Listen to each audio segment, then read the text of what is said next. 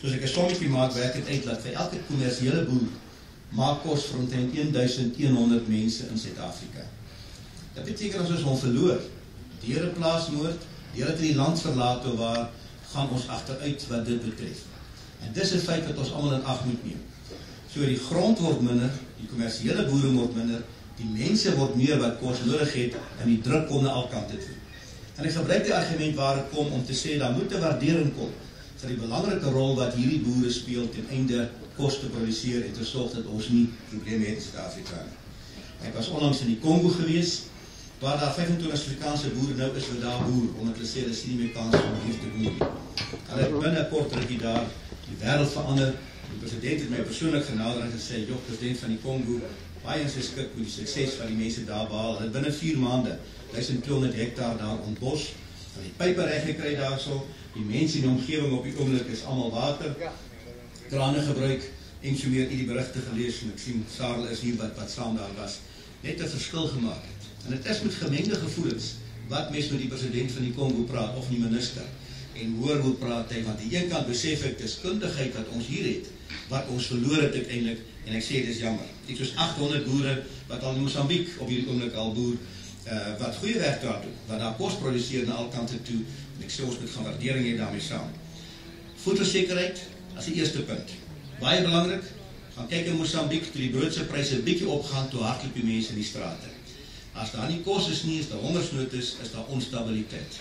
Dan gaan die polisie baie werk hê, dan kan ons baie probleme in die land kry. Ek dink dit is belangrik, dat ons moet voedselsekerheid hê in Suid-Afrika. Ons moet weet wie maak die kos, ons moet waardering hê vir almal wat 'n bydra maak en ook op daai punt oordra. Tweede punt, iets oor grond. Hoe praat ek oor grond? Omdat ek dink, dit is een van die groot onsekerhede by mense op die oomblik, dit is een van die groot debatte wat in die gang is na alle kante toe. Ek ken die argument van mense wat sê ek is moeg vir die politiek. Ek wil nie politiek nie, ek wil net boer en vergeet daarmee saam en ek verstaan dit.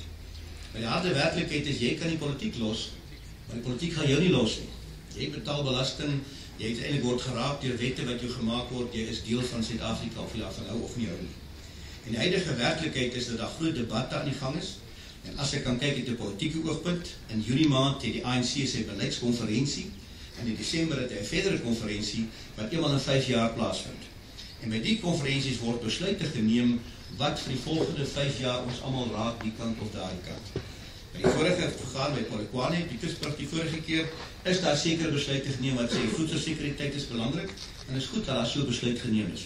Daar is besluit geneem wat gesê 30% grond moet oorgedra word teen 2014 by Pietersburg, wat 'n probleem is wat my betref, omdat dit prakties tans 'n spanning maak tussen onsekerheid oor grond en voedselsekerheid aan hierdie kant na twee kante toe. U sal weet, ek het onlangs in die parlement daaroor gepraat. Ek het gedink dit is nodig om daaroor te praat, en dit is nog steeds nodig om daaroor te praat. En die rede hoekom ek dit nodig ag, is dat wat ook al besluit word, en wie ook al besluit te neem, raak ons almal. Dis nie net een groep hier, of net hierdie party of daai party nie, uiteindelik raak dit ons almal, dit raak voedselsekuriteit nie einde van die dag, wat ook al besluit word. En daarom is het nodig om te debatteer. Kom ek sê een woord oor my posisie. Ek is genooi vandag op privaat hoedanigheid. Ek is leier van die Vryheidsfront Plus, ek is parlementslid vir die Vryheidsfront Plus in die parlement.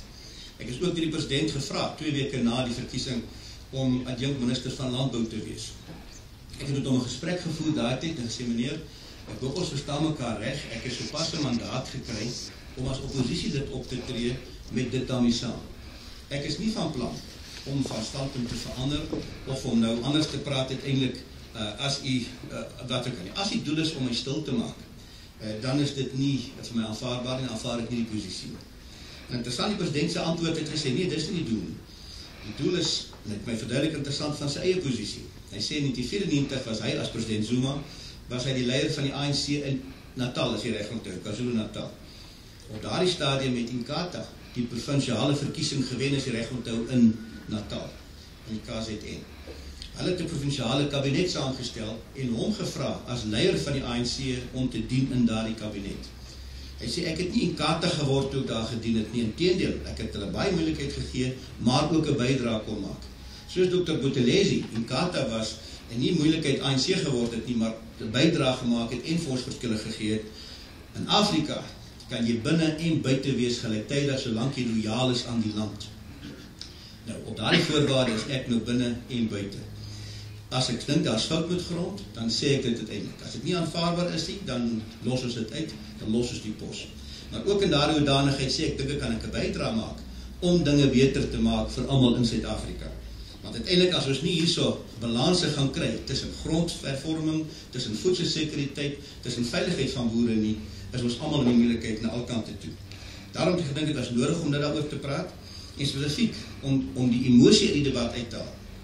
Want een van die argumente was gewees om baie emosioneel oor persentasies te praat, soveel persent grond hier, soveel persent daar. En die dilemma is, as ons nie daaroor feite saamstem nie, dan gaan ons uiteindelik besluite kry wat uiteindelik emosie gaan maak aan alle kante, terwyl as net soveel emosie aan alle kante daarmee saam en daarmee saam. Ek persoonlik verskil van die argument wat sê die fout lê by gewillige koper-verkoper.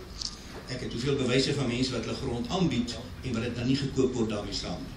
Ek verkies dat ons 'n syfer kry, 'n landgrondaudit doen, dat ons presies weet hoeveel grond behoort aan die, hoeveel grond behoort aan daar. Dan kan ons op daardie koue feite argumente gaan bereken en sê, wat kan ons nog doen om die probleme op te los tot almal se bevrediging. Die feite is, die departement self het onlangs weer erken, of verlede week, hulle het nie 'n grondaudit wat presies aantoon wie te grond behoort waar nie. En solank dit nie daar is nie, sê ek vir, kan ons nie 'n koud kliniese gesprek voer na al kante toe nie, want die syfers verskil oorweldigend. Een van die dilemma's lê by kommersiële grond, waar swart mense grond gekoop het en daar word nie boekhoud daarvan. Ek ken nie Ramaphosa goed, ek ken Turkie Sekwale goed. Dit moet ook ingereken word om uiteindelik die som te kan maak. Ek het oor die geskiedenis gepraat en ek het baie gekritiseer daai tyd. Ek staan by my feite wat ek gepraat het in elk geval. Wat ek die geskiedenis aangetoon het en gesê het, as mense die geskiedenis wil gebruik, is dit 'n baie ingewikkelde patroon. Dis nie simplistiese propaganda van hierdie en daardie en daar nie. Ek verkies om die huidige te gebruik. Jy weet die Engels, die Freedom Charter sê that Africa belongs to all live in it, white and black. En ek dink dis 'n baie sinvolle uitgangspunt om te sê ek is geregtig op die, jy is geregtig op daardie, en ek het veral beswaar gehad teen mense wat sê elke korrel sand behoort aan die en nie aan daardie nie, jy die grond gesteel. Ek is nie bereid om dit te aanvaar nie. As jy sê ek die grond gesteel, dan skep jy jy's 'n klimaat wat tot plaasmoorde lei, en dit moet ook gesê word, ek het net soveel reg hier as enigiemand anders, en dis wat ek weer en weer sê. Kom die derde punt, oor plaasmoorde. Plaasmoorde is 'n probleem. Dis een van die goed wat onsekerheid skep. Dis een van die goed wat maak dat boere die land verlaat. Dis een van die goed wat maak dat ons uiteindelik kan 'n probleem kry om genoeg kos vir almal te maak. In die wêreld word dit bereken, die syfer, polisiesyfer, uit hoeveel mense word vermoor uit 100.000, is 'n aanduiding. In Europa is die syfer 2 mense uit 100.000 word vermoor. Amerika se syfer, kom ek sê, die wêreld gemiddeld is so 7 mense uit 100.000. In Suid-Afrika was die syfer in die 40 gewees. Hy is nou af, dink hy is nou by 32. Wat ek dink goed is dat hy begin afkom, maar is nog 32 uit 100.000, wat baie hoog is, die moordsyfer van almal in Suid-Afrika, wit, swart, pink, pers, wat jy ook al wil, en ek sê, dit is onaanvaarbaar. Maar as ek dan na die landbou gaan, en ek haal die boere uit en die plaaswerkers daarmee saam, dan gaan die syfer op, tot oor die 200 uit 100.000. En dit sê, hier is 'n probleem wat moet aandag kry. Dit is nie 'n rasse argument nie, dit is 'n eenvoudige syfer argument. Ons syfer sê, daar is omtrent 2600 plaasaanvalle gewees, waar 1400 mense al vermoor is, dus boere en plaaswerkers. Die werklikheid is, as die boer vermoor word, is daai plaas na ons navorsing vir 'n jaar, na 2 jaar onproduktief. Die werkers op die plaas is werkloos onmiddellik, die plattelandse ontwikkeling is daarmee heen, en jy kan gaan kyk die implikasie dwarsdeur. So daar behoort die probleme te wees, om te sê, dit is 'n uiters belangrike saak. Jy weet, die syfer sê op die oomblik, jou kanse om doodgemaak te word statisties, is 'n kans vir 'n boer op 'n plaas hoër as vir 'n polisieman in Suid-Afrika. En jy weet hoeveel polisie word vermoor in Suid-Afrika wat net so onaanvaarbaar is. Een van die argumente sê dat dit is swak verhoudinge wat lei tot moorde. Ek spreek my baie sterk uit teen swak verhoudinge met plaaswerkers uiteindelik, maar die eerlikwaar sê ek beweeg die hele land. 80-90% gevalle is daar uiters goeie verhoudinge en die enkele vrotkolle daarmee saam. Durf nie op almal gereflekteer te word om te sê omdat hier 'n voorval was of daar 'n voorval was, dit vir almal is nie. Interessante opname wat gemaak is 'n paar jaar terug, het bevind dat slegs in 1,6% van gevalle was 'n moord gepleeg as gevolg van 'n arbeidsgeskil of 'n spesifieke probleem. Die meerderheid was mense van buite. wat nie is omstandig op die plaas ken nie, wat van buite af inkom, van die stad af inkom, met allerlei motiewe en geld daarmee saam. So ek wil dit van die tafel afkry. Wat moet ons doen?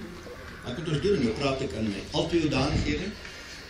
Ons het destijds door die Kiel de Boer slagspreek gebruikers, het die Vryheidsfront beswaar gemaakt daarteen en gesê, dit skep 'n klimaat wat nie goed is. Ons het eintlik 'n klagte by die Menseregtekommissie gelê, wat ons verloor het aanvanklik. Ons het daarna geappeleer, en uiteindelik, na R100.000, is dit uiteindelik besluit dat dit haatspraak is. En dit is maklik om te sê, ek bedoel dit, of dit hierdie of daar, uiteindelik is dit man nie onder, wat nie die ingewikkelde politieke nuances en debatte voor verstaan nie, wat dit kan interpreteer, as 'n kopnik dat hy besig is om 'n bydrae te maak. Intussen help hy niemand nie, tot ons almal scenario daarmee saam. Jy kan in die parlement gaan kyk, waar ons elke jaar debatte voer daaroor. Jy gaan kyk ons standpunt, en die Groenewald wat hier agter my sit, is ons man wat daaroor praat. Gaan kyk elke jaar die debatte. Ons vra elke jaar die vraag ook, ons wil baie graag weer die statistiek daarvan, dat mens kan 'n vergelyking tref. En ons vind dit jammer dat van die 2007 af daar nie meer afsonderlik statistiek gehou word, dat mens kan onderskei tussen moord en plaasmoord nie, want ons dink, ons het ook elke keer voorgestel, dit behoort 'n prioriteitsmisdaad verklaar te word. Iets soos transito rooftogte was 'n groot probleem. Uiteindelik is dit tot 'n prioriteitsmisdaad verklaar, en u sal weet daarna was dit verminder en is die aandag daarop. En ons dink hierdie saak regverdig dit ook, om landbouargumente of veiligheidsargumente in belang van plattelandse ontwikkeling na al kante toe.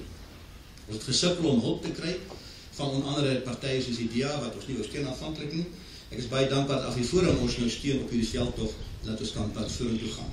Vir jare het ons die saak weer in die parlement gestel, en die minister het meneer Groenewald uitgenooi en vir my saam met hom, om dit met hom te kom bespreek, en te kyk tot watter mate weer 'n keer ons dit kan hanteer waar ook al. Ek persoonlik dink ook, dit is nodig om dit internasionaal onder die aandag te bring. Ek het as leier van die Vryheidsfront 'n klagte gelê by die Internasionale Menseregtekommissie om te kennis neem wat aangaan. Interessant was 'n program op carte blanche geweest oor 'n paar plaasmoorde wat presies die balans uitgestel het, wat die implikasie is op plaaswerkers, wat veroorsaak het as die eienaar weg is, as jou plaaswerkers ook lei, waar ook hulle vermoor word uiteindelik as hy durf nie saamwerk by die man van buite af inkom nie. Ek het die video oorhandig aan die Duitse kanselier. Ek het aan die Amerikaanse president oorhandig toe hy was. Ek selfs in Londen het gaan oorhandig aan die Britse parlement se buitelandse sake komitee daarso. En ek dink dit is nodig dat hulle ook kennis neem daarvan uiteindelik as ons saak moet oplos. Waar lê die antwoord? Ek glo destyds het die kommandos nou groot mate gehelp om dit te hanteer. Daar was emosie daarmee saam, en die kommandos is afgeskaf, wat ek van verskille daardie tyd, maar ek dink dat as 'n struktuur wat omgeleen het daartoe en wat onnodiglik beskuldig is van vals dinge, maar dis weg. Daar is nou sektorpolisieering, die generaal hoor praat vandag daaroor, as 'n alternatief daarvoor. Soos ek die land beweeg, is daar gebiede waar dit baie goed bewerk, en ek ken die omgewing nie so goed nie, maar daar baie goeie samewerking is, tussen die boere, tussen privaat sekuriteit wat u self organiseer, en dan die polisie plaaslik, en dit is uiters belangrik, en die beste scenario, as mens mekaar kan vind en saam kan werk. Ek kom gelukkig ook op plekke, waar daar geen samewerking is nie, en wat die mense apart teen probeer doen, dis nie 'n ideale situasie. Maar in so'n geval, ek in die Vrystaat ons by so'n plek gewees, is my aanbeveling dat mense dan na jouself kyk, en eerstens plek jouself organiseer in veiligheid, en ek is dankbaar om te hoor dat u ook dit hierso so gedoen het. Interessant, ek het gister ons 2-weeklikse vergadering gehad in die departement van landbou, saam met die minister van landbou en die senior amptenare, en ek sit die saak op die agenda telkens daar, want ek dink dit is belangrik. En eintlik het ons breedweg gepraat, en begin sê, wat, ons dink toch, die saak is so ernstig, dat 'n komitee bevoel tussen die departement van landbou en polisie, wat deurlopend hierna kan kyk, 'n groot mate van die misverstande en probleme kan oplos. Want landbou kan tot op 'n punt gaan, maar dan is dit polisie se taak, soos vandag hierop bewys, om verder te gaan uiteindelik. Landbou kan die erns oordra. Landbou kan sê hoe belangrik is voedselsekuriteit. Ons gaan aantoon wat gebeur as iemand vermoor word, maar dan die polisie aan die ander kant, ons sal moet saamwerk wat dit betref. En ek hoop ek en meneer Groenewald gaan die uitnodiging van die minister aanvaar om saam te werk. Kom ek maar klaar. Ek dink daar's baie uitdagings in die landbou. Ek kan 'n lang lys maak, maar dit is nou nie hoofklem vandag nie, landbou alleen nie. Voedselsekuriteit is nommer 1.